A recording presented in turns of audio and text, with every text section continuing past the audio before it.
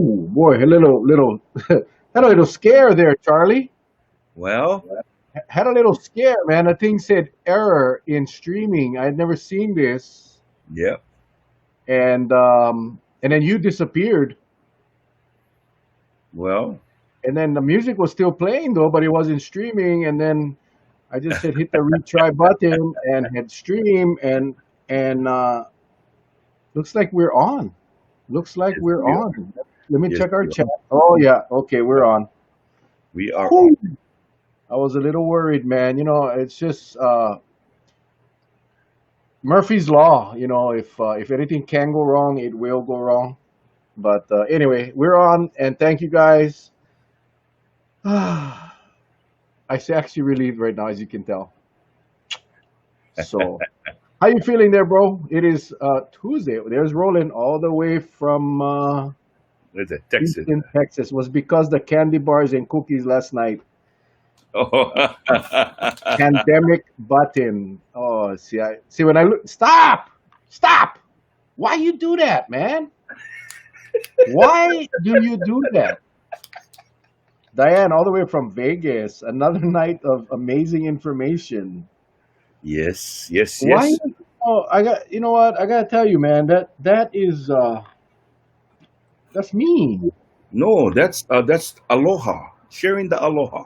Yeah, but you're in Waimea and I'm in Wailua, and it Well, doesn't. It well, doesn't. you know what? I still gonna share the aloha. It's the thought that counts. Shine the light on you, man. You gotta like. Shine the light on me, Salomela. Eh? Great show last night with Oh yeah. Representative Linda Coit. Yeah, absolutely. We've been blessed over the last several months to have Uncle Charlie's background is different again. He's Yep. in the timeout room.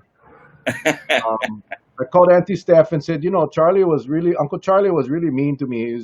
He was teasing me with candy bars, and so I said, can you put him in timeout? I thought she was gonna put him in timeout today, not tonight, but I guess he's in the timeout room. What did Patsy what did Patsy make tonight or making tonight for the house? Actually, she ain't never come home yet. She's still on her way home. So my mother-in-law made some spam and egg musubis though, and brought it over to our house for dinner. Ooh. I get the best wife and the best mother-in-law anybody could ask for, man. I gotta tell you. Oh yeah. That is something special, brother. Special. Yeah, yeah. I mean, and she lets us do this every night, and you know how it is, Charles. You know how it is. Yeah. You got a wonderful wife as well. And people talking about Patsy's cookie. Where's the Snickers and peanut butter cookies? Yeah, I think she'll probably make that this weekend. But there we go. There we go again. I don't like even look. I'm not gonna look. I'm not gonna look. I'm not gonna look. Oh boy. Whew. Anyway, man. Again, Charlie, a lot to talk about today, Yeah. tonight. Well, Uh, first of all, I'd like to extend a great big mahalo to congressional candidate Kaili Kahele. They had in fact, they're still having at 7 o'clock. It's done, but they're having a Facebook Live with uh, the Kauai delegation on, and the Senate president said he had to leave because he wants to watch the Mel and Charlie show. And then Senator Kahele came on and says, "Yes, we chose to have our forum tonight from 6 to 7 because we don't want to interfere with uh, the Mel and Charlie show." And I thought that was so kind of them. So thank you so much, uh, Senator Kahele and the Kauai delegation, comprised of Senator Ron Kochi, Representatives Nadine Nakamura, Jimmy Tokioka, and Dee Morikawa. Also, Amina Morita, head of the Democratic Party for Kauai. And one more individual, and I apologize, I forgot the individual's name, but I just like to send a great big mahalo to them. And to all of the viewers that joining us, aloha, welcome on this beautiful Tuesday, the 15th of September. And I participated, and I want to thank all of you out there that sent some kind remarks. I participated in this post a photo of yourself and give your age, right? So yes, Yeah. I posted a photo, and yes, I am 61 years of age. Next year I'll be 62, and I just got a streamload of compliments, and I'm just honored. I mean, people ask me, how do you keep yourself so young? And if you have a daily amount of this right here, that will keep you like this right here. Okay. So I just wanted to let you know and say mahalo to all of you. So today was a good day for me. I was in a good mood all day, despite a lot of negativity again from the governor's office and some of the mayor's office in Honolulu. That's okay because all of the people in Hawaii, we stand together, we will persevere because it's better for us to be prepared on our own. We don't have to hear anybody telling us how to prepare ourselves. I think we know by now because it sure as hell, we're going to talk about it tonight. When you have no plan, you have no plan. Yeah, I know that people watch after, we talked about it today. We had a discussion about Maui and Molokai, and today on Yeah. Hawaii News Now, of course, um, Mayor Victorino talked about the pallet structures. He hopes to have a facility or land available by the end of the week and open by next week. Mhm. I'm not saying we're not taking credit for it. I'm just saying that a lot of people are watching, and you people, you viewers, the volume. You see, it was just me and Charlie ranting and raving every night. No one in the leadership positions would care. Right. Two Kauai brothers that are just upset, but it's not that we're upset. We're bringing information out. The fact is that when these guys see how many people are watching and commenting and engaging, that gets their attention. So the credit really goes out to the viewers. Yes, Those of exactly. you that come on every night and share this thing. By the way, share this broadcast right now, if you Yes. don't mind. Hit the share button. Hit the share button. And golly, Hit the share button. Yeah, yeah. hit the share button. Anyway, hit the share button. Do the watch party, whatever you want. But get this thing shared. Tonight it's just me and Charlie. We'll recap the day events, and a couple of important announcements that I wanted to make tonight. Um, but also, Charlie will talk about later. Councilwoman Heidi Sunayoshi talking again. Remember last night I said that we need to get the councils involved. We need to get the mayors involved. We need to get a united front out to get the message across to the governor. Yes. And Heidi came out again. I cannot say it's from our show, but whatever the cause was, that's what it's going to take. This is not a state issue.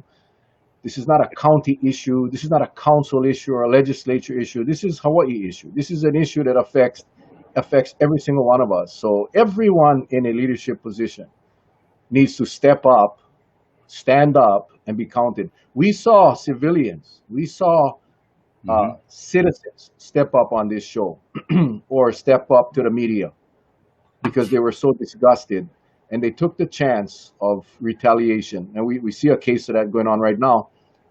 But that's what it's going to take. So now our leaders got to take that step.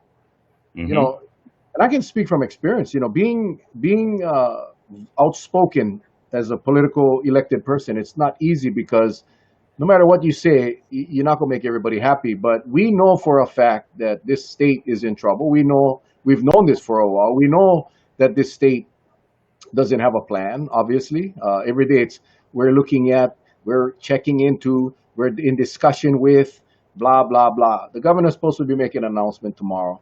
Who knows what it's going to be? Hmm. But anyway, it's all of you, it's all of us, everyone getting the message out so that we can get our leaders to make a decision. And we'll talk about Mayor Kawakami's decision with the resort bubble. We'll talk about that in a little bit. But before we get there, I did want to make an announcement. Look at this guy. He's still going with candy and nonsense. But on a serious note, really, on a serious note, today our mayor Kawakami proclaimed September as Suicide Prevention Month. So I'm going to put up the number right now. That is the what is called a lifeline. Actually, not a hotline, but a lifeline, National Yeah. Suicide Prevention Lifeline. If you know anyone, and if you know someone that is that you may feel is going through some really tough times and experiencing a suicidal tendency or crisis or whatever, call the number Yes. and be there for them. Be there for them. Oh, Heidi Sunayoshi just texted me back that if it's asking me if it's too late. You guys want to see Heidi come on tonight? Yes. Yes. Before she does that, while you texting to her, I believe in being prepared because when you come on with Mel, you got to be prepared.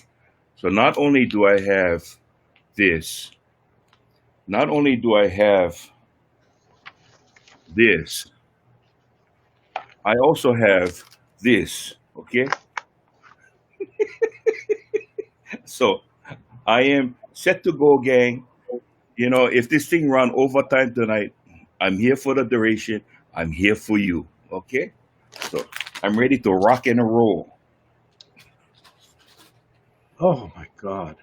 Hang on, I'm gonna just send her the link real quick. We'll get Heidi on, and the reason this is so last minute because Charlie and I had intended to talk about the recap, and then Charlie saw Heidi on the news. Heidi's a friend of mine, and so I texted her about 10 minutes ago. No, maybe about 15 minutes ago.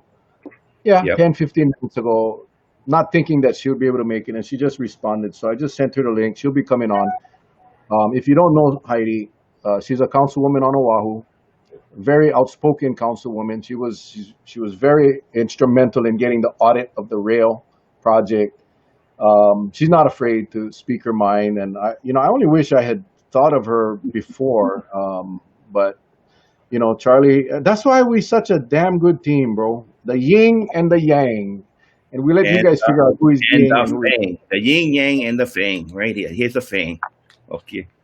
You But anyway, know, before we change gears, please, if yeah. you guys take that number down, if you got a pen and pencil have handy, or do a screenshot, take a picture of it, do whatever you can, but keep that number handy. We know we got a lot of people going through some rough times right now, and it doesn't seem like it's going to go away soon. So keep that number handy, and we all know about what suicide does for to many of our families and ourselves, and many of us have been touched by it. So just wanted to put that out there before we move on. So Yep. again, share the broadcast, share it, share it, share it while Heidi gets ready to come on. Brenda is asking Uncle Charlie, can we have your address? Yes. My address is P.O. Box 1120, Kaneohe, Hawaii. And that's the state hospital. You can get me over there. Uncle Charlie, is it happy hour with your snacks? Yeah. Yep. We know we're not going to starve if we're with Uncle Charlie. That's right. Well, you're going to starve if you're with me. So I shouldn't say that because we got a lot of. I just don't have candy. I get granola bars. I get Oh, that's popcorn. too healthy. That's too healthy. Oh, that's too healthy. I Granola get bar. spam musubi. Oh, that's now you're getting into the Caladero level. You ever had the Caladero? You ever heard of the What? Caladero level? Yeah, when you go No. doctor, they check you for your high Caladero. I mean cholesterol. Oh gosh. Gary said they let him out 1 hour a day, 6 to 7 p.m. They let him out. Yep. So anyway, before Heidi comes on, let's talk real quick about the bubble, the resort bubble. We'll get Heidi's take on that as well, because I think throughout the state, a lot of the people are support it. I think a lot of the people on the other islands support it. Based on the comments I've read today on Facebook, a lot of our Kauai people don't. Some very, very harsh comments, and it, it, it's an interesting concept. Our mayor talked about it probably a month ago, and really was to provide an area for these people that come from the mainland or from Honolulu, for that matter, a resort or hotel where they would be able to roam within certain specific identified areas within the resort. They wouldn't have to stay in the room for the 14 days. Now, I know a lot of people are, hey, what about school? What about school? You guys gonna let the tourists come in, but not let the kids go back to school? That is a very valid argument, and Yep. one that I actually agree with. The problem is that the schools are controlled by the state, and the state, the governor could make that call, or the governor could turn Mhm. the authority of the schools over to the mayors during the pandemic. But at this point, it's not. The DOE calls the shots. So, you know, I just got the press release today. I'm reading it. I'm trying to digest it. But from what I see is that number one, it's voluntary. The resort as well as the visitor got to agree. The hotel or the resort has to be certified by the county to make sure that they have all the proper protocols in place, including security and all of that, the sanitization and all of that. And then the guests are going to have to wear a wristband, and the wristband will notify the hotel if, in fact, they go beyond the areas that they're allowed to be in, and at that point, KPDA would be called. So again, a lot more to digest, but on the surface, listen, this is the way I look at it. Based on what we currently have, or what the governor is proposing, one test 72 hours before you leave your wherever you're coming from, and you can go free. You can go free around the island wherever you want. Versus a bubble where you can come, you're gonna be confined to that resort property. The only other concern or question that I would have, and this is where the only people that can really answer this question are the hotel employees. Are they do they feel comfortable and safe going back to work, knowing that you may have infected people on your property that may cause a risk? So I think that is where Angie says Timbers was mentioned. I was up at Timbers today because I wanted to go check it out. The people I talked to wasn't aware, but I wasn't talking to management. But anyway, that would be an ideal location because it's isolated, it's out of the way, it's big. But again, the bottom line is the employees. Can we Well, do this bubble with the employees being safe and comfortable about going back to work? well, That let me share with you one thing. This is my take on it. And again, this is the yin and the yang talking. If you have employees, I think any responsible owner would make everything possible to protect that employee. And that means if they got to go through classes on how to protect yourself, because what it all boils down to this: whether we work or not, we still got to survive and walk around, and we might walk amongst the boogeymans, right? If we don't do that, I would hope you protect yourself no matter what. Not just be one all lip service and say, hey, no where I get them, go to work, don't wear one mask, no practice your social distancing.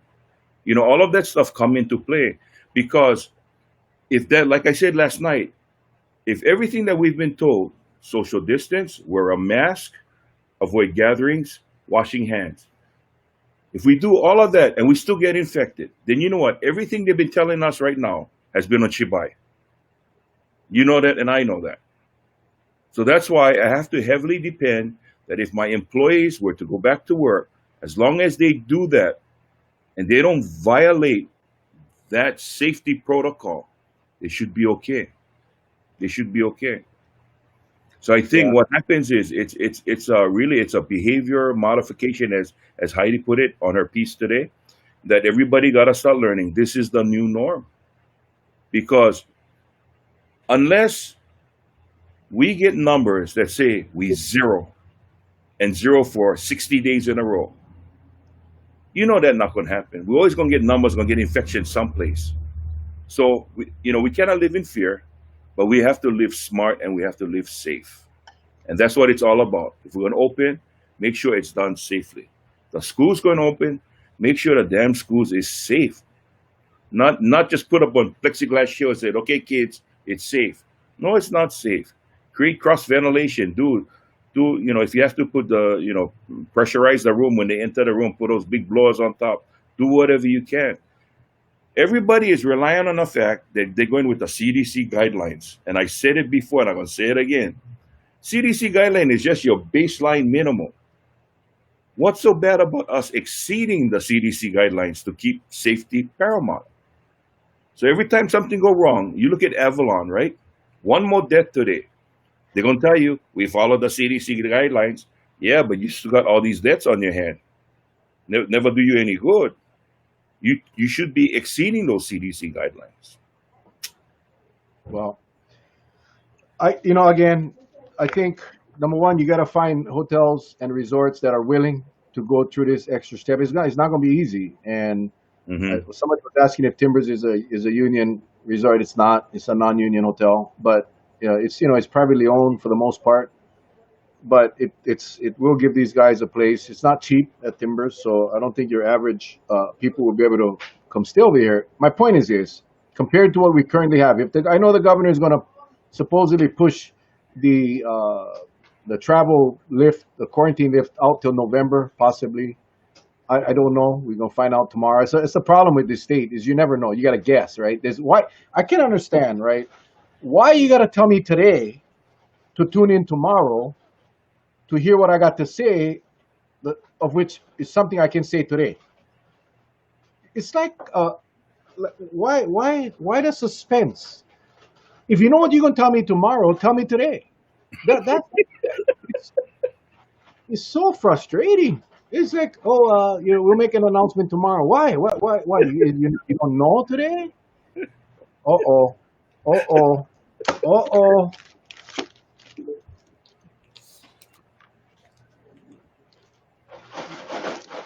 Satisfies. Oh my God. Check this out. Check this out.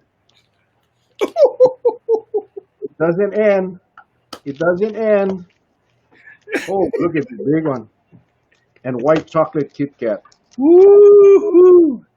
Hey, Ha! gang, Ha! Halloween came early, gang. Halloween came early this year. Like I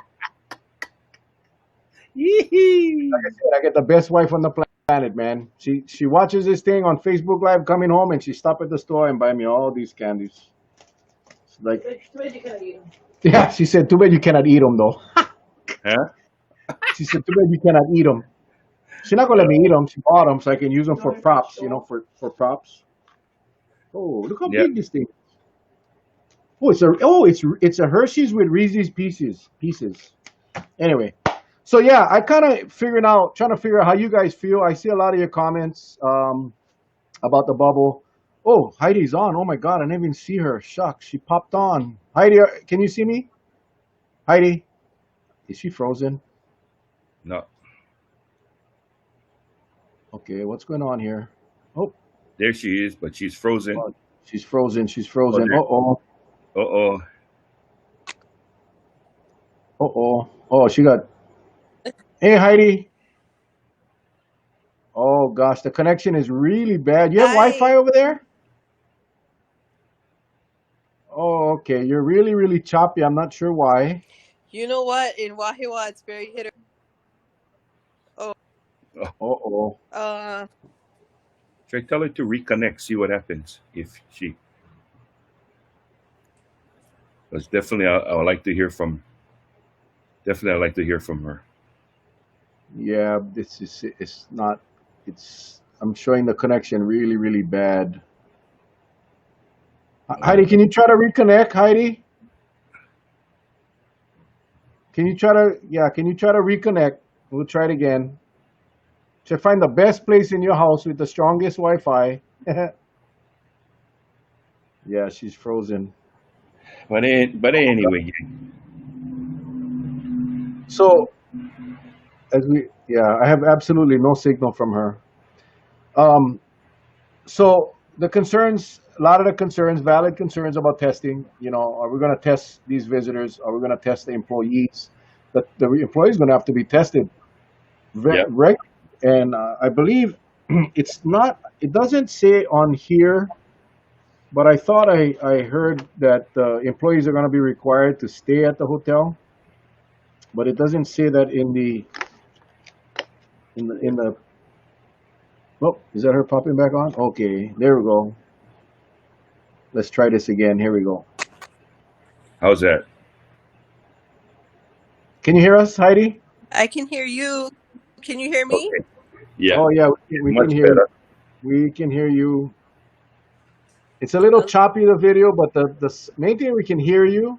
Okay, Okay, perfect, perfect, perfect. All right. Well, thank you so much for joining us tonight. of It's course. been a Thank you for while having since we. me. Well, you can thank Charlie. That's Charlie, the Hawaiian, right up there.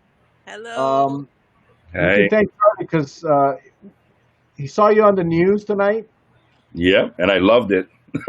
Uh-huh. I loved it.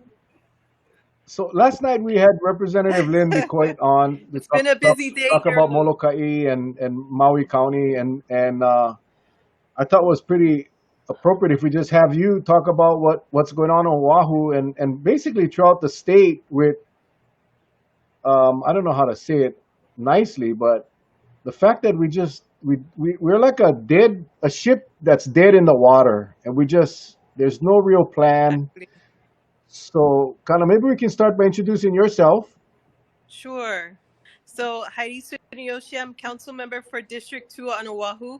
I started in Mililani Malka, come through Wahiwa North Shore, and all the way out to Kahalu. So 40% of the district I'm honored to serve. And so having all the communities, especially during this time, just very concerned about what's happening, is just really causing me great concern for our businesses and for our residents and what they're experiencing right now. So today in our Committee of Executive Matters and Legal Affairs, we were talking about what we're experiencing here in Honolulu with the shutdowns and the restrictions and how they get put in place and why they get put in place. And just really asking that those making decisions have a sense of urgency about what they're doing, because the people cannot go through this much longer. You know, I think I don't know if you've ever watched our show, but we've been doing this now for I don't know 6 months every night, and we've spoken to so many people, leaders from the Senate, from the House, from Congress, from all over, and everybody shares the same concerns about Hawaii right now. That you know, we're lacking some strong leadership in the administration, very strong leadership that we Yeah. simply do not have. I mean, just from day one, and lack of transparency. And the governor now, we still don't know what he's going to say tomorrow. I'm assuming he's going to push out the Trans-Pacific date until November, because we rely on dates. We don't rely on benchmarks, right? This state is so Right. backwards that we pick a date and we try to make it work, and that's not how you deal with a pandemic. But so what are Right. is your council doing anything? Have you folks been in communication with the state at any level? I know you did a resolution early on. Mm-hmm. What's the climate like between you guys and the legislature or the administration right now? So basically, as a council, we've created a committee specifically just to talk about responses and government responses to what is going on, and we formed a stakeholder group of citizens, residents, business owners, representatives from the educational profession, representatives from our religious groups, and they all came together and gave a very good and detailed report about how they feel we should move forward in a safe way. And so the frustration that I had today was just that we've done everything we can to try to provide information back from the community to the administration and to the governor's office to say we already have so many ideas of how we can be moving forward in a better way for the people, and nothing seems to transpire as to having actual action steps behind those recommendations. So the frustration is, when is it going to turn into action, and when is it going to turn into an actual plan with guidelines, so not just constantly a moving target. For me, it was really concerning because we went into our second lockdown on a Thursday, and businesses were just told on a Tuesday, so they had only a couple of days to figure out what they were going to do. And we can't run a society this way. We can't run a state this way. We can't run a city this way. So just really asking that everybody, the powers that be, the governor, the mayors, and everyone decide a plan and stick to that plan, and let us know what the indicators are, what the guidelines are, and allow for business to reopen. Well, Heidi, I wanted to ask you, first of all, thank you for joining us tonight. I believe your brother-in-law used to own Platinum Limousine Service. Is that correct? Kurt? Kurt Tsuneyoshi? Could you hear me? Oh, we're losing her signal again. Uh-oh. Heidi, are you there?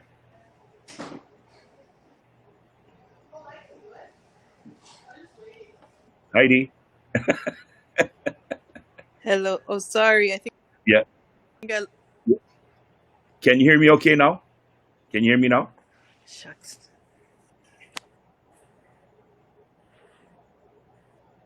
This is what happens when you live in the country.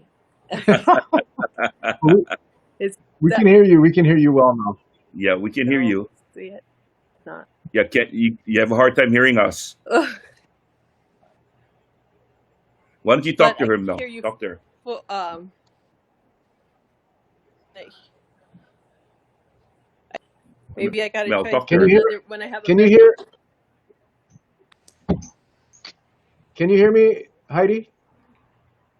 I can hear you. Okay, but you cannot hear Charlie. No, I cannot. Charlie, Okay. just say something, Charlie. Yeah, testing 1 2 1 2. Can you hear me now? Yeah, no, I cannot. Okay. Oh, wow. Shucks.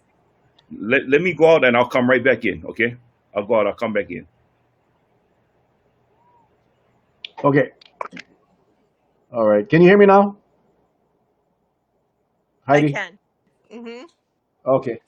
Yeah. So Yes. we had Tina Yamaki from the retail merchants. We had the Chamber of Commerce on, Sherry Menor McNamara, and a couple nights ago we had Tommy Silva from TNT Tinting, and all of them are concerned about the. Charlie, you get two.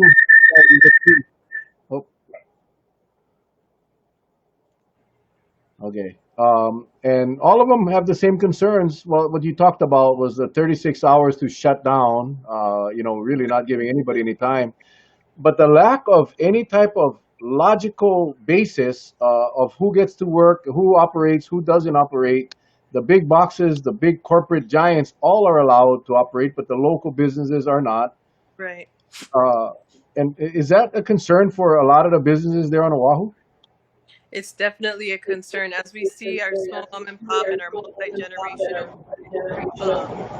um, businesses shutting down. It's definitely a huge concern.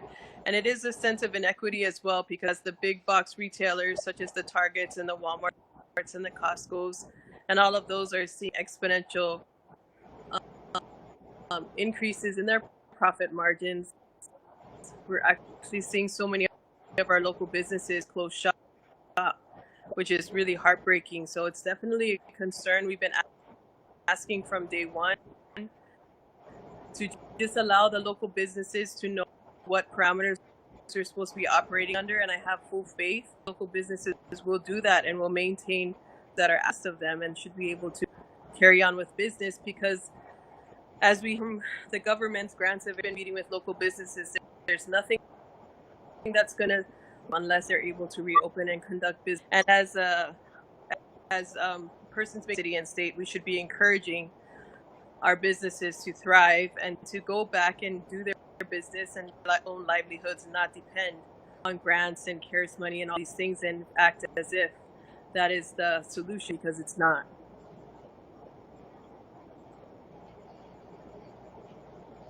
I know Honolulu received a large chunk of CARES money. I know you folks made a lot of those monies available for residents and business as well. Uh, all of these money's got to be spent before the end of the year. You folks still have money left over that can help some of these businesses? I know the state, haven't heard much from the state um, as far as We do releasing still any. have available, and that was actually another topic of discussion today in the committee is how and when those monies will be released. The council did introduce a rent relief program for businesses. And so hopefully, and that was another area of concern is that all these things are being passed out, but there's no action dates, no times as to when it's going to start happening. So it really is there's opportunities there, and the concern for how the monies are being utilized. We have brought in new personnel and funded new positions, done all these different things, but really, in my opinion, the majority of the money has to go to the businesses and their residents, and we need to get it out quickly to them. That's the cry we're hearing from a lot of the small businesses. You know, Kauai, we're lucky. We've been able to stay open. Or kept the numbers are very low. But now, you know, as travel is opened up, I know the governor did sign our mayor's request for the resort bubble, which got approved. Is Oahu? What's the general feeling for your constituents about opening up trans-Pacific travel with a one-test system? I mean, the governor still hasn't even talked about what his protocol will be. You know, it's been months now when he talked about the 72-hour pre-test, which I don't believe is sufficient. Most of the medical experts don't feel it's sufficient. But what's the general feeling for the people on Oahu regarding the trans-Pacific quarantine? I think that for the most part, people are of the opinion that we need to start doing something. I think that there's been a really big push of doing a lot of discussions about this, and I don't think anybody disagrees with that. But at the same time, we do have to move forward in some sense. And congratulations, folks, on getting that bubble done. And that's very exciting. We can learn from you, and we can start doing something like that. I introduced a resolution very early on, asking for something just like that, so that we can. At the beginning, I had a sense that if we didn't quickly to forward, so it's very. I thought that inter-island travel for Oahu was a good place to start, and once we pulled back inter-island travel, I knew that was a sign of things not going very well moving forward, and it's come to be true. Okay, can you hear me now? Hello, Heidi, can you hear me now? Can I be heard now?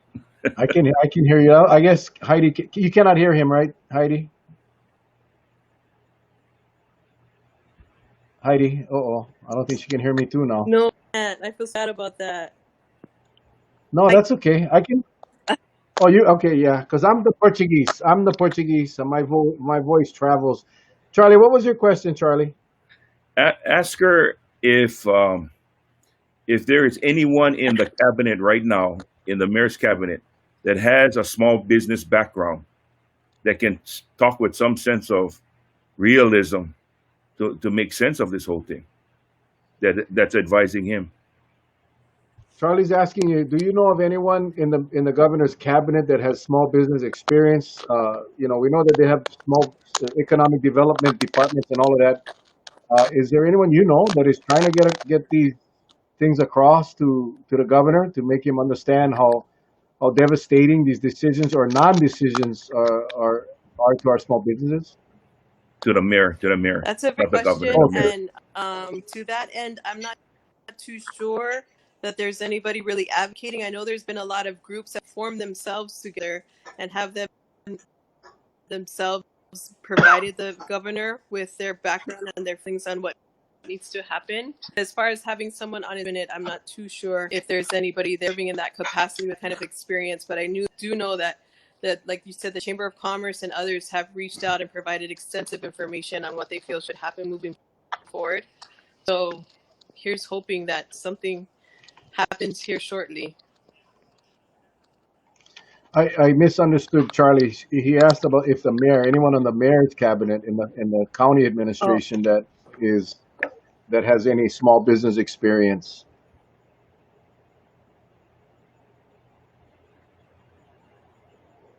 Uh-oh. I think we lost her again.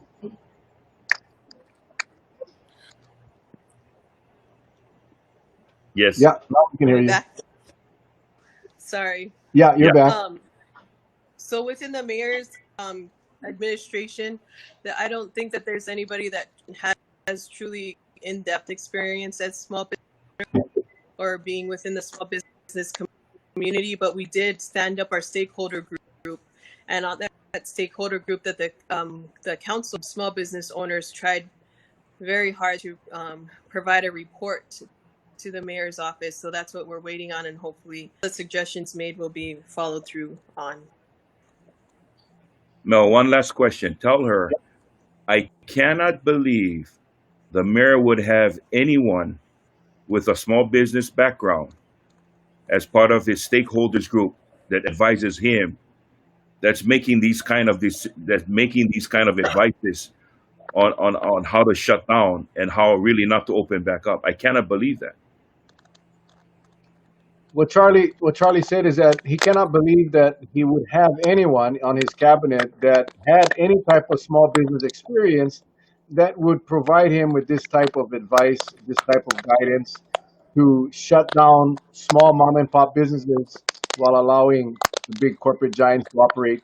And they may be doing the same purpose. I mean, they may be selling the same types of things. That's what is frustrating, right, Heidi? You got these businesses that sell the same stuff that's in Walmart and Target, yet they cannot market their local stuff, but the people can go to Target and mingle with a ton more people, and that's okay. And I don't know how he came to that realization. And maybe you know, I don't know. Well, when they were going through the process and considering essential and non-essential, the Targets and the Walmarts and the Costcos of the world were able to be deemed essential primarily because they have a pharmacy attached to their retail. So the idea behind that is you can't shut down pharmacies. But I did provide a memo to the mayor just to say our economy is essential, and there's many things that our small mom and pops stores sell, and many things that are provided at many different types of retail establishments that provide essential things for our daily lives. For instance, today we just talked about too how even being able to get to a store and buy things that are needed for the new that children are having, there's a lot of different types of things that you need to get that perhaps you need a specialty store to get those kind of things. So as long as we can manage the way all these retailers or small mom and pops and everyone else is providing services, why they have to remain closed, and especially for our restaurants as well, our local restaurants that use local local produce and have local people aiming to see, to have highlight those things that are so important to all of us and the things that we know are important to our community and to our culture and to our heritage. Yeah, I know Tommy Silva mentioned that if in fact the pharmacy or the food was the essential part of the business of Walmart and Targets and wherever else, CVS, that why are they not putting up barriers away from the non-essential portions of the store Exactly. and allow only the bottom line is a discrimination. Yeah, and on the news tonight I saw one attorney talking for Inspiration Furniture. They're not even allowing him to do online ordering for his furniture and having it delivered to the house. This baffles me, and this is going to end up in court, unfortunately, and the city and county will probably get sued. Exactly. That's the other concern. The bigger concern coming out of this is that there's definitely so many lessons that we need to learn, and those who have been making the decisions up to this point need to reassess quickly the kind of decisions that they're making, because as it goes on, there are going to be more and more issues such as Inspiration Furniture and others that just say we've had enough. We tried our best to work with you and wait for some good information to come out that's reasonable, that's based on facts, that's not discriminatory, like you said, and has some kind of merit as to this is the reasons why we're doing it. So far, people are just confused and frustrated because there doesn't seem to be any clear-cut reasons for what's happening or any explanations about why they're happening. Yeah, if my couch broke tonight after I eat all these candies, if my couch broke tonight and I cannot go to a local furniture store, but I can go to Costco, Yeah. What does not he see? I don't know. It just drives me insane. And like I said, we're lucky here on Kauai. Everything's open, and the enforcement of our quarantine is very strict. I think that plays a big role in our numbers being kept down. A lot of people here, for the most part, are wearing masks, and I think that all plays into Kauai's success. You guys are in a big city, a metropolis that um, a lot of people that maybe don't believe that masks are necessary, and that's the unfortunate part. Oh, there she went. I think she lives in the country. So, but anyway, Charlie, we're Yeah, gonna we're gonna have her back. I think we'll just have her come back on another night where she can maybe connect from her office, yeah. because it's really hard to. But I think you understood what she's trying to say. Again, her concerns, much like everyone else's, the unfairness, the equality, and really the practicality. The example I just gave, yeah, you if you're on Oahu and your couch broke, or um, you cannot go to Inspiration, which is a local store, but you can go to Costco. Yeah. And I don't see the fairness. I don't see the logic. And I think that's what a lot of those small businesses on Oahu are battling with right now. No, I think what she was saying, and again, that is exactly what she said on this show tonight. She said on the news, and that is there is no proper planning. And like I've said it a million times, and I'm going to keep on saying it. For our small businesses, there there needs to be, they shouldn't. Well, put it this way: we who don't have businesses should be very thankful for those businesses because they're providing a service. So we should be very thankful. But what the mayor is doing right now, and even the governor to some extent, they're making it very, very hard to conduct business in the state of Hawaii. Plain and simple. Okay.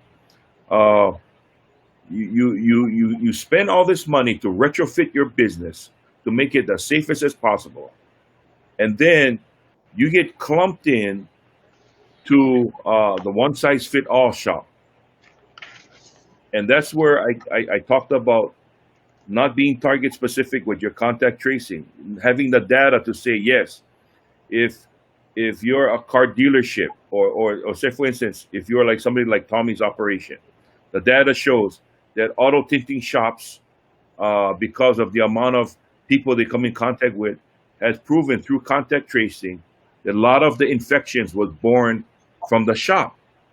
Then I can see you closing down the shop. But nothing like that was ever exposed. And so that's why I'm saying, where is these closures coming from? It's just like a one blanketed thing because why? We talk about numbers. Now, someone said, Brian Ingalls, he likes to play around with numbers, right? And he just texted me and he told me that, based on the numbers that he's running right now, is that, should it continue the way it goes, it's more favorable for us right now because that we talked about the R naughts and the RTs and all those numbers the time we had him on, Mel, Yeah. when when he had him on. He says here, Charlie, the RT number is dropping. It's point zero 0.08 today. It will be lower tomorrow. This is fantastic news. It means that the inter-island quarantine and other mandates are working. I expect to see a 0.79 or lower tomorrow. The lowest we have ever been is 0.61. If this trend keeps going, we will see that in 7 to 14 days. We will need to hit about 20 cases a day for that to happen. So again, I think what she was saying is there has been no clear cut uh, plan to tell us, okay, gang, this is the triggers. If we reach this, we'll have no choice to stop. Okay. If you bring out that plan in advance, then everybody can start planning. Basically saying, wait now, this triggers will mean what now? If it has nothing to do with my business, am I still required to shut down? Especially if you some businesses said, hey, we don't even allow you to come into the shop. You gotta wait on. You gotta make an appointment, and you gotta wait outside. We don't even let you come into an enclosed environment. I mean, if that's not taking all the necessary precautions needed, then I don't know what is, Mel. I don't know what is. It's it's called the knee jerk reaction. That's what it's called. It's better to do something than nothing. Even if the something is worse than doing nothing, they just go and come out, and it's almost like flexing your muscles, thinking that the virus gonna get scared. Yep. But if I come out there as the mayor and I push out all these regulations and these restrictions that the virus gonna get scared and run away, this virus doesn't work that way. We're not dealing with a human, and it's not working that way. And you're so right, man. You got businesses out there like the furniture store, like the tinting TNT, other places that are shutting down because they cannot withstand another lockdown Hmm. or shutdown, and they have no they pro, they have no risk. They have no risk to the general public. But they don't separate the businesses that are risky. And I mean, a couple of comments on my post about Hmm. the letting the safe businesses operate and the unsafe ones not to operate. And they say, well, how do you make the determination? Well, you make the determination basically how the business owner is set up as with social distancing and safety measures. That's how you make that determination. You cannot just say tinting businesses are okay. Tinting businesses can open because while Tommy did a great job, Tommy or Tony? Tommy, right? Tommy Tommy, Silva. yeah, Tommy. Well, they have gone out of their way and spent a lot of money to make their operation safe. Another tinting company may not. Another tinting company may not have a plexiglass barrier. They may still have a customer waiting room. All of that stuff was taken away from TNT, and I'm just using that because we heard it straight from the owner.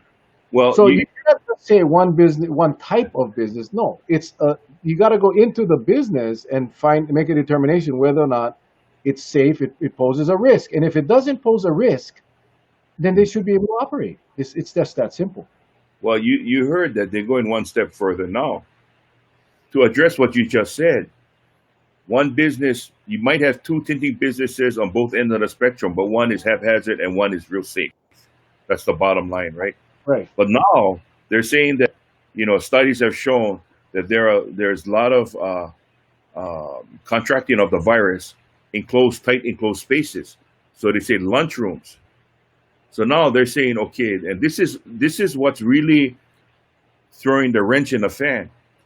Uh, you have a business, very essential. You can open. It's just that you cannot use the lunchroom. Hmm. And I'm like, wait a minute. You see, when you put stuff like that out there in the universe, you're basically uh, you're basically um, you're basically asking, okay, you're basically asking the world that for trouble because nobody gonna comply. So why even put stuff like that out, right? Because if you got 100,000 square foot building, you got to make sure that if you're gonna make that building safe, the employees social distance, and you're on tiny little 100 square foot in a 100,000 square foot building that's used for the lunchroom. You might as well just seal the door shut if you're not gonna let nobody go inside there. So what I'm saying is, when you make rules like that, come on. I think if the business owner is effective enough in getting his message across to his employees, hey, you can be just as responsible for spreading this virus. You cannot come in contact with each other because why? You each have your own safety bubble. You cannot go and penetrate each other's safety bubble. That's pretty understandable. I want to work. I don't want to get sick. I want to bring home income for my family. I don't want to lose that income. So what measures do I take? I go take all the safety measures in the world. Now I'm gonna get some cuckoos that just don't give a crap, and they say, hey, I don't care whether I say for not. Well, brother, you come within my zone, and I can warn you. You penetrate my zone, I'm gonna have to knock you out. That's the bottom line, right? That's a bottom line. But seriously, nobody thinks that way. Everybody thinks you're right, boss. We got to pull together in order for this business to survive. But Yeah, that's why I asked the question earlier. If this county, the county of Honolulu, has anybody with any kind of business sense, and they were saying that, well, Kurt Caldwell's wife's family had I guess, a Simon stand. So my question to that was, okay, are they advising him this is how we're going to handle this pandemic? Shut down some and not all, or vice versa, open some, not all? I mean, I don't think they're giving that kind of advice. I can't believe that.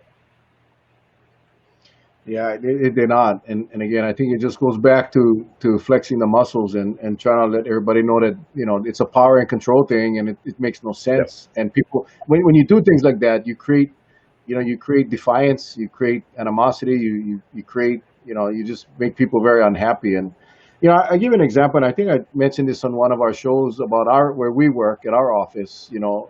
Justin, the prosecutor, even till now, the lunchroom, the break room, or the conference room, I should say, what we use to eat lunch, is shut down.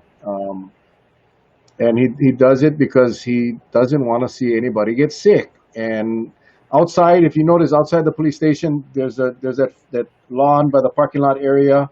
There's a few picnic benches. So the employees go out and onto the picnic table. They put the tablecloth. They sit there 6 feet apart, and they get to eat in the open air, and no problem. You adapt, you adjust, because no one wants to get sick. We also Yeah. have an hourly cleaning schedule, and all the employees take turns, and you got to clean. You clean all the touch surfaces in the entire office. So, but that's what you do. If everybody does that, if everybody takes and I'm talking about business owners, business managers, supervisors, everyone does that, then you limit the risk of exposure to your employees. And I think that's kind of what I'm talking about for these businesses that do that, they should be allowed to operate. If you're limiting the exposure, then you should be allowed to operate. The fact that you're essential or non-essential, that doesn't mean you're safe and not safe, right? I mean, it goes against the objectives that these people are trying to, or claim they're trying to reach, and it has nothing to do with whether or not you're safe or unsafe. It's pick and choose.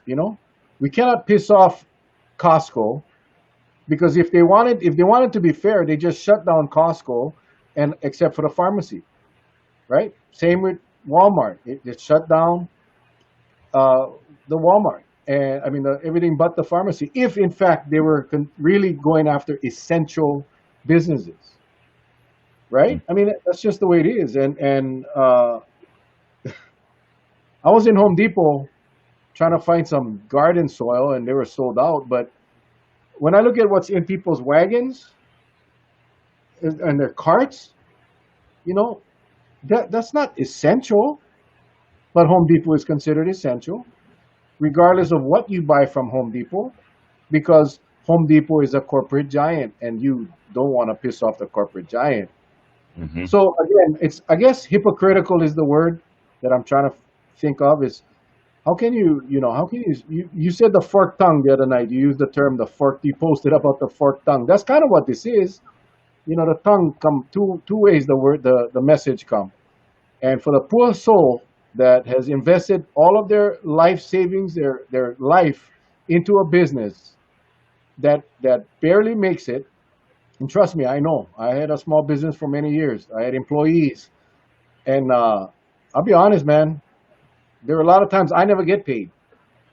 You pay the bills, you pay the employees, you pay all your the crap that the state makes you pay, and you don't want paycheck that month. You tap into your line of credit to just pay your employees. Now, and that's working every day. Now, imagine the government comes up and says, "Hey, you got to shut down for 2 weeks." Wow, it's over. I could never sustain my business if the governor or the mayor came and said, "You got to shut down for 2 weeks." And for what? What? Because you claim my business is non-essential? I don't know, man. When this thing ends up in court, I have a feeling that the city and county of Honolulu is going to pay some big bucks, and rightfully so, because all of those mom and pops that went out of business going to have to be compensated so they can get back into business, because it is solely the decision of the mayor of Honolulu that created those businesses, or created the situation that those businesses couldn't survive in. Plain and simple. And I believe that's what the jury would decide. I I really think do. I think the simple question to ask, and maybe it's too simple. Many have written before. Oh, Charlie, that's one thing. The state, no more common sense. And so I'm Uh, saying, I come from a very very simplistic background, right? As a cop, you're taught the safe end is the back of the gun, the dangerous end is the front of the gun, right? You never point the front of the gun at you just to check if the barrel is clear. Okay, you got to teach yourself safety first. So what is safety about what's going on here? Ladies and gentlemen, we're having this discussion tonight because right now it's dictating how we react now. We are fortunate on Kauai. We're not facing the problems like Honolulu. But I think, some have asked, why we do this with Honolulu if you live on Kauai? Because I get my grandchildren on Oahu. I get my sons and daughters on Oahu. That's the reason why I do them. We're in this together, and we're trying to find out what is making these decision makers, how they tick. Now, one can say, well, they're the ones that got elected. Let it go. I say, but hey, you know what? If I'm gonna hurt myself, let me hurt myself. I'm not gonna let somebody else do them for me. And that's what's happening right now. Is that the simple things in life of you know what is happening now is we need to have an understanding. Why is it decisions like this being made?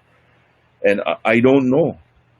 I feel sorry for, especially in Honolulu, where you got businesses that if you line them up together, they should be open, but for some reason this one was excommunicated and the other one was left to operate, and I don't know what that is. And I think that's why we're bringing up all these, and that's the reason why I mentioned Heidi, because she brought that up real clear on the news tonight. You know, not having a plan, not having a plan of what to do, because if they're going to pull the trigger and open, if you don't have a plan now, what makes you think you'll have a plan then? A lot of places I know that have plans, they work out the plans just like vaccines, right? You have these trials going on to make sure it's safe, right? Okay. If you're going to bring out your plan, you might as well bring it out now to see if it's safe or not. Because if it's not safe, I'm pretty sure people will tell you, hey, get some pukas over there, somebody won't get hurt.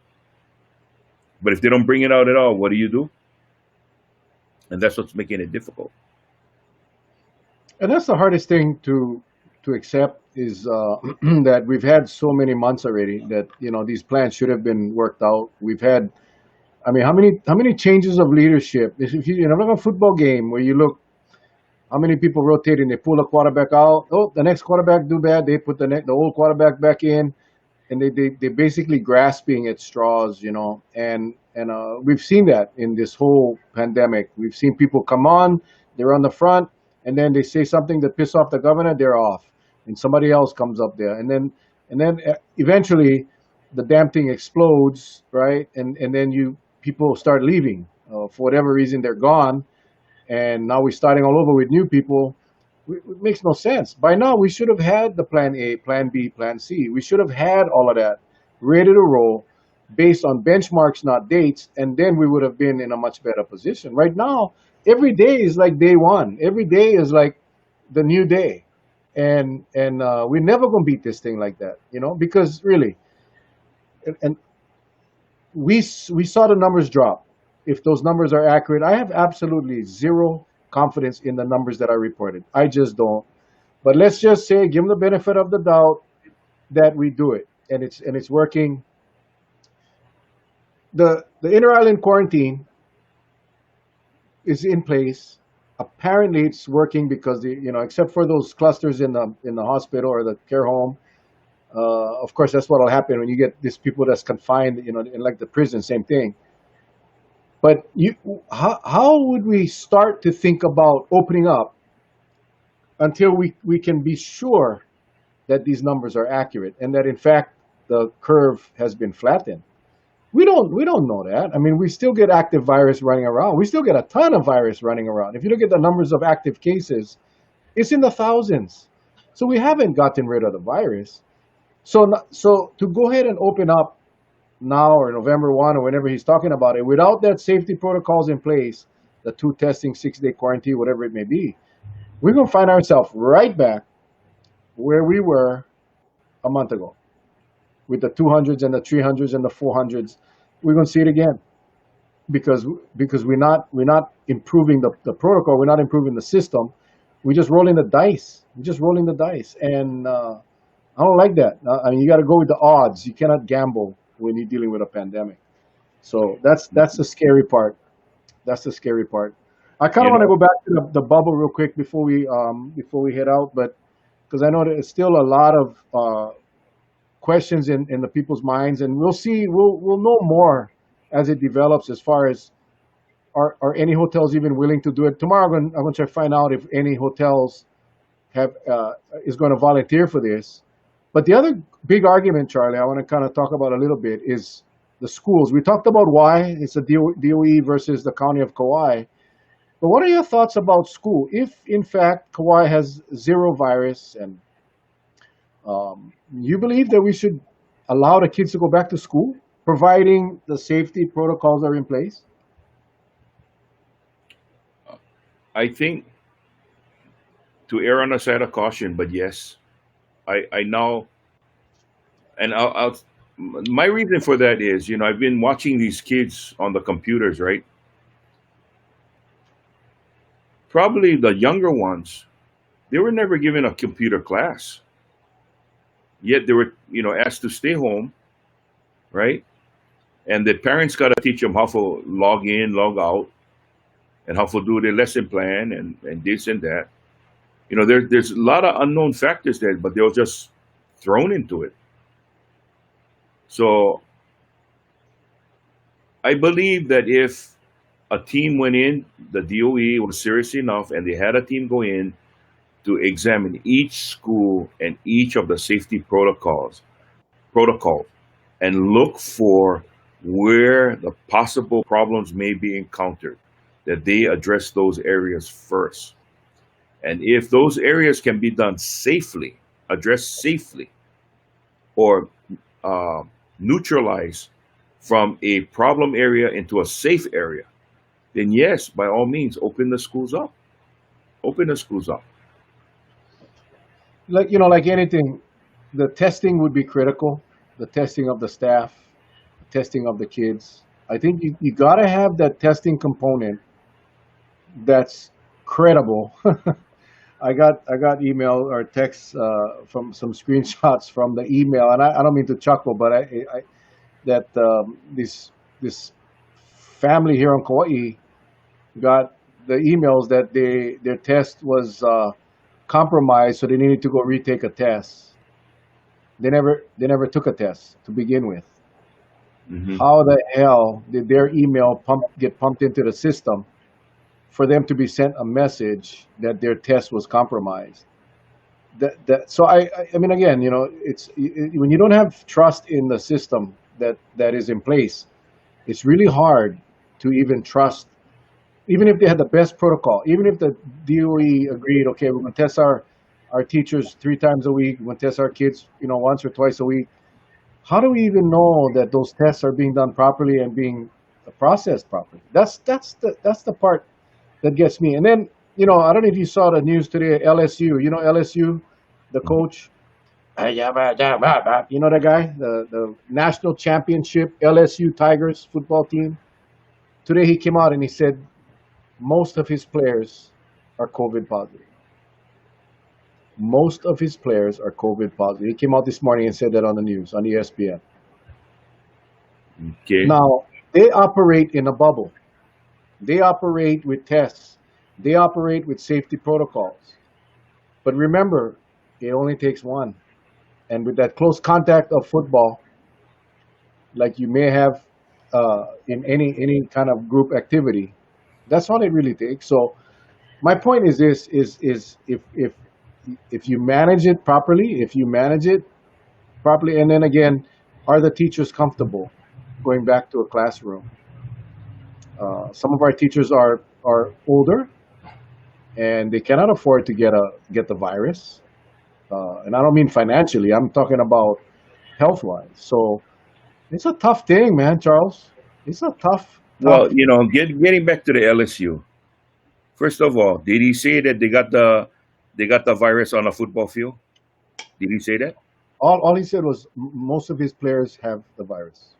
Because as you know, they've been cracking down. I mean, first time I hear so many suspensions of both athletes and regular students because those who are in dormitories having those late night parties, get together, not practicing social distancing. So, I think based on what Dr. Miskovich had set up for the SEC, right? That's a pretty comprehensive protocol, a comprehensive plan in place that basically you you get one infection, you will spot where the thing is at. Hmm. I don't know if LSU was subjected to that, but I Well, know they're in the SEC, so they would be part of that group, that conference. But so. Would be interesting to know where they got the virus from, and this goes back to our original question we had way back when about contact tracing. Contact tracing doesn't only find out who you came in contact with, so you can tell them, hey, you need to stay home or you need to go get tested. No, if they do the data correctly, it should all come back to where the origin was. And if the thing splits off and it backs around again, it will always come back to a contact person that's within that strain. But see, they don't share that kind of information with nobody. So nobody knows where these viruses started, where it came from. All they say is a community spread. Okay. And so like you said it plain and clearly with the surge testing, right? What does the surge testing do? It just tells us how much of the virus is out there in the community. It doesn't tell us anything else.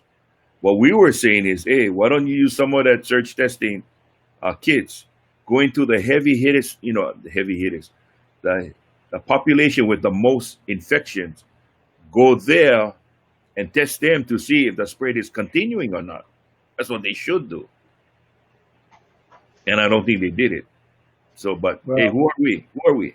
you you know what happens in colleges, man. And Charlie, there's not too many people that love football more than me.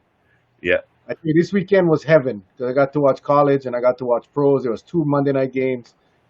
My team won, but my prediction is in 3 weeks,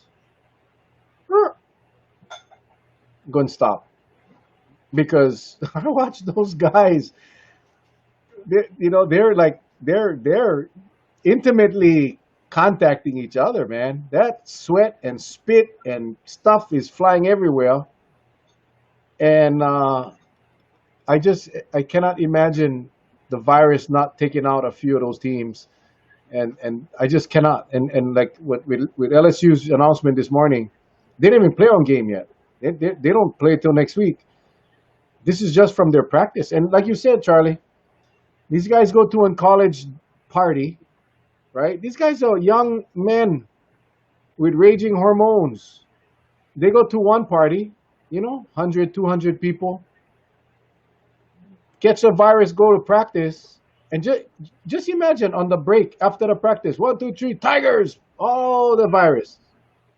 Everybody breathing hard, sucking in all of that stuff. You cannot tell me that's safe. And I love football, man. I do. I just don't see how. And I understand Dr. Miskovich has the protocols all in place. We'll see. In fact, but hopefully he can come back on um, to explain to us about what happened at LSU. But it's very hard because once you detect it in a setting like football, it's kind of late already because the exposure is just there. people grunting and breathing hard and yelling. And I hope I am wrong because I don't know if I can go another season, another year, without football. But um, I just hope I'm wrong, man. It'd be a great time to be a second, third, or fourth string player right now. You know what I am very I love about and I was a dumbbell because I don't watch football that much. I'm watching football and I'm getting into it this past weekend.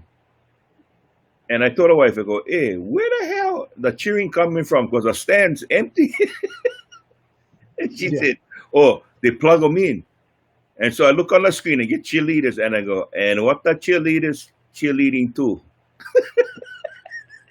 unreal, eh?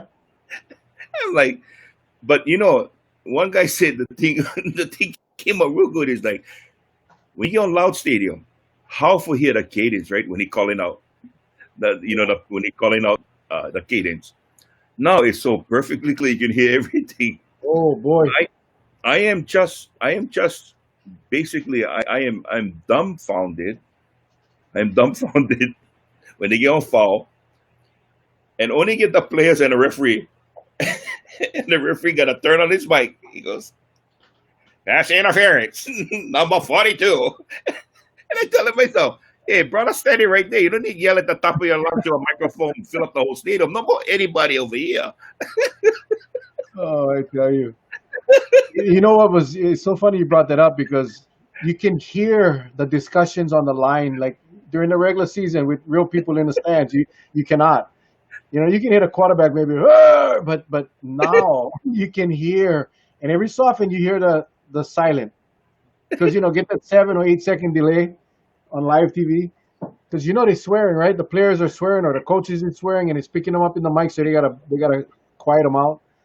You don't really get that in a regular season when the stands are full, but it's gonna be interesting. It's gonna be an interesting year.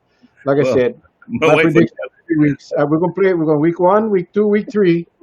We're gonna see 3 weeks of football, and my wife and I over there telling me, she goes, "Honey," when I asked her, "Where the cheerleaders?" She goes, "Oh, they don't let them down on the fields. They stay way up in some place where where I guess when the helicopters come in, they guide the helicopters. They're standing on that ramp or something around there." I said, "And what are they cheering to?" I mean, gee whiz. I know baseball, they put up cardboard people, right? In the stands. yeah, yeah, yeah. I noticed a couple of the games. I think Kansas State, Arkansas State, they had people. They let people in. They had like 20,000 people. One of the games, I forget what Yep. NFL game, they Yep. allowed 20 or 25,000 people in. So I don't know, man. I hope that it. Yeah, I just hope. I want to see football, but I also don't want to see people get sick. That's Yep. all. Go Bows. Calla Wolf says, "Go Bows." Okay. You're right. You're right, Oh, Kiala. wrestling I like never did them. stop. WWE never did stop, and nobody got COVID. I don't know how they're doing it. No, they don't have people in the crowd that you're wrestling. No, but they have the people that are wrestling in a ring, and they're like sweating, and nobody catching COVID. No, the reason why is because it's fake. They stop right before they touch each other, Stop, they let down, stop. and then they Don't go there. continue. Do not go there.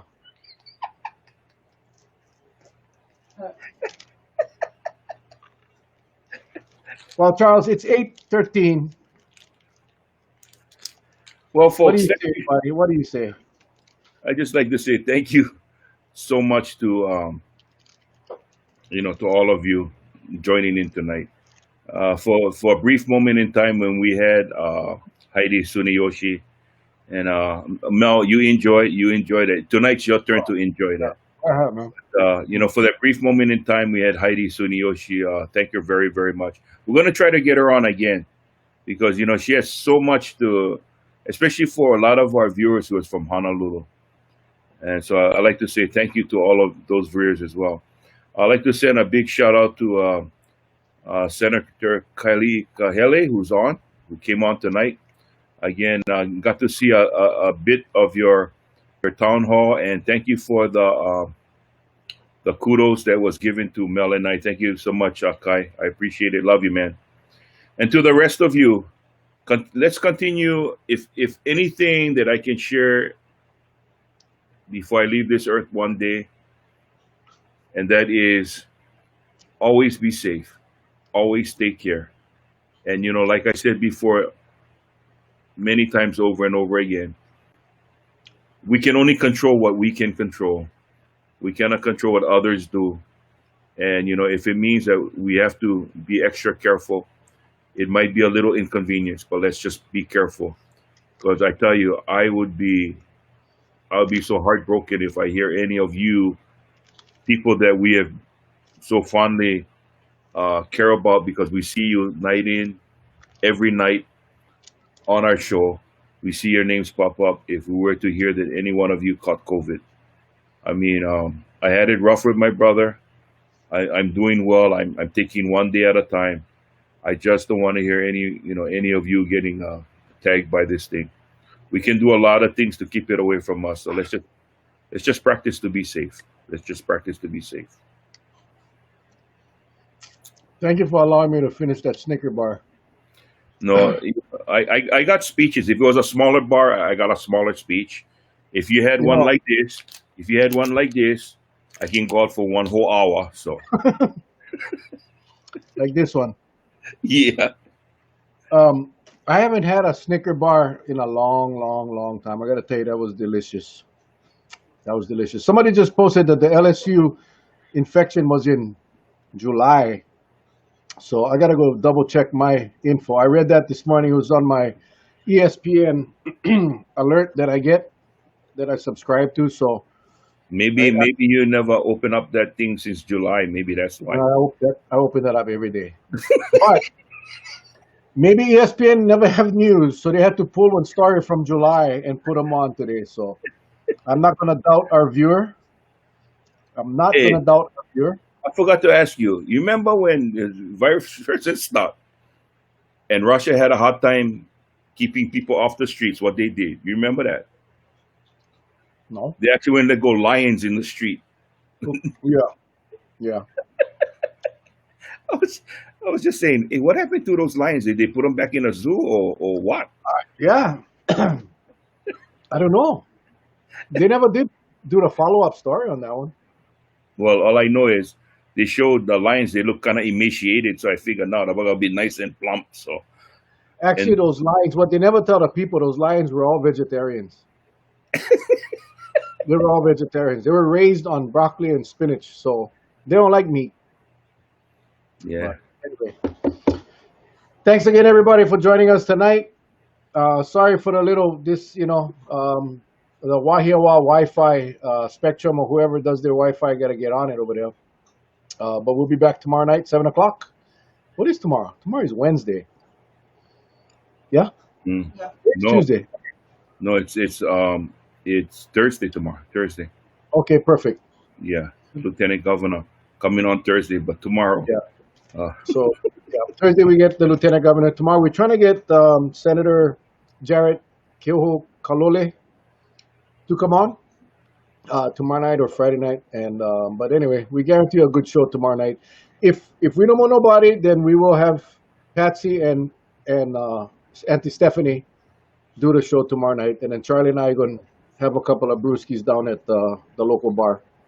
we And Charles, I get all the poo poo for tomorrow. I get all the poo poo. All right, everybody, you guys have a good night. Hey, as Charlie said, stay safe. God bless you guys. We love you guys. aloha. Aloha.